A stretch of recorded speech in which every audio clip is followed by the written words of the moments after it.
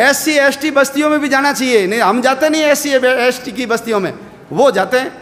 अरे ये सब लोग पहले क्षत्रिय थे, इन्होंने धर्म को बचाने के लिए चमड़े का उपयोग कर लिया, धर्म को बचाने के लिए मांस ले आए, धर्म को बचाने के लिए इन्होंने मुस्लिम बेगमों का मल उठा लिया, इसलिए उनको भंगी बोलते हैं। भंगी शब्द क्या है? ये धर्म भंग किया गया उनका। ये सब मुसलमानों के कारण हुआ। ये धर्म योद्धा है, हम उनके साथ छुआछूत करेंगे, भेदभाव करेंगे, मंदिर में नहीं आने देंगे, तो वो फिर कल मोहन राम थोड़ी रहेगा, वो मोहम्मद बनेगा। और जब वो मोहन राम मोहम्मद बनेगा तो तुम्हारे घर के आगे झाड़ू लगाने नहीं आएगा, वो तलवार लेकर के आएगा। सेठ जी बहुत मजे कर लिए, निकलो बाहर, हमारा घर है। वो काला पहाड़ का उदाहरण याद कर लो, आसाम में यही हुआ था। ये जितनी बीमारियां हैं, ये घूंघट प्रथा अपने यहाँ तो कम है गंगानगर में।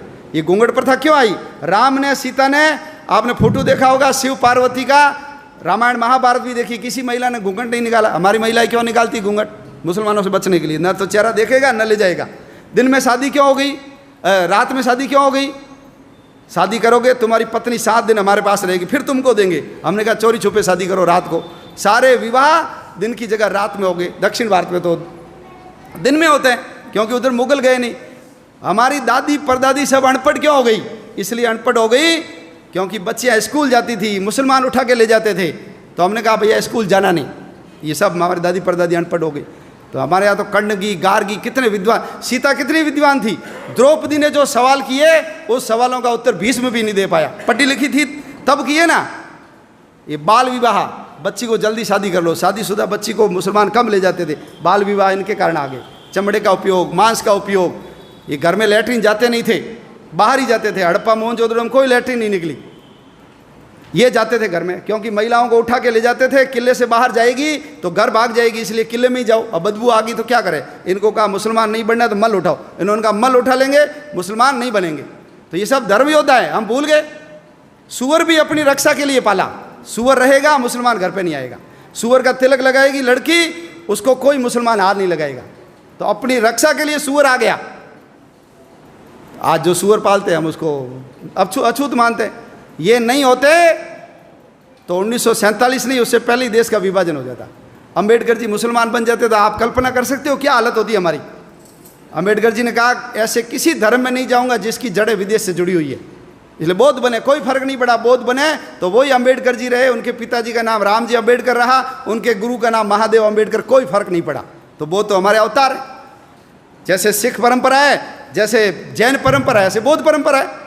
लेकिन है सब कौन? हम सब जाकर के मूल तो उस हिंदुत्व तत्व से जाकर के ही तो जुड़ते हैं।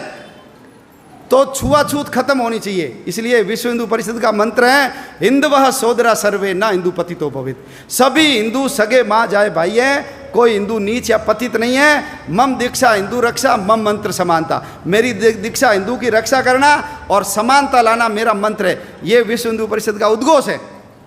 आप सब लोग भगवान श्री कृष्ण से और विश्व हिंदू परिषद जिस पवित्र मंत्र को लेकर के इस संगठन के काम में लगा हुआ है, उस काम में जुटिए। देखिए दुनिया में 2 काम होते हैं, एक होता है इम्पोर्टेंट काम और एक होता है इमरजेंसी काम। घर में विवाह है, शादी होनी चाहिए, लेकिन उस समय माँ को हार्ट अटैक आ गया, आप क्या करोगे? शादी करोगे, माँ का इलाज कराओगे?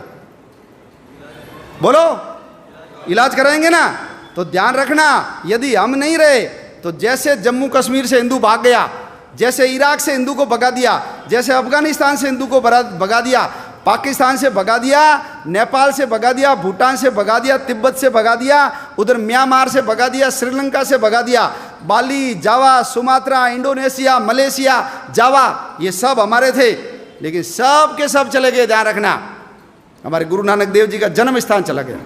हम हर साल प्रहलाद की पूजा करते हैं। प्रहलाद जन्मा कहाँ, ये हिंदू को पता ही नहीं है। प्रहलाद जन्मा था मुल्तान में, उसका पुराना नाम था मूल स्थान, हमारे हाथ से गया। लाहौर किसने बसाया? भगवान राम के पुत्र लव ने बसाया। लाहौर गया हमारे हाथ से। भरत का पुत्र था तक्ष, उसने बसाया तक्षशिला को, आज तक्षशिला हमारे हाथ में गया। भगवान राम, बाबा रामदेव जी की ससुराल अमरकोट बदल करके उसको उमरकोट बना दिया। हमारी हिंगलाज माता का मंदिर चला गया, सिंधु नदी चली गई, तक्षशिला का विश्वविद्यालय चला गया, कटास राज चला गया जहाँ यक्ष और युधिष्ठिर के संवाद हुए थे, ढाकेश्वरी देवी चली गई, हमारे पशुपतिनाथ का मंदिर चला गया। क्यों? सब लोग, मैं, मेरा परिवार, बस समाज जाए भाड़ में, दुनिया जाए चूल्हे में, हमको कोई लेना देना नहीं, मेरे घर पे आँच नहीं आनी चाहिए। यदि यही करते रहे तो आने वाले समय में और हमारा समाज छोटा होगा और हमारे देश के टुकड़े होंगे।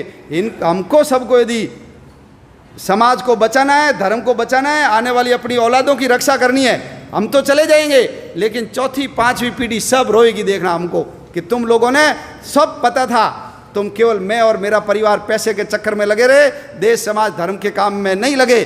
तो ये सब काम इंपॉर्टेंट है, लेकिन इमरजेंसी काम एक ही है, वो है हिंदू समाज को संगठित करना, देश के लिए काम करना।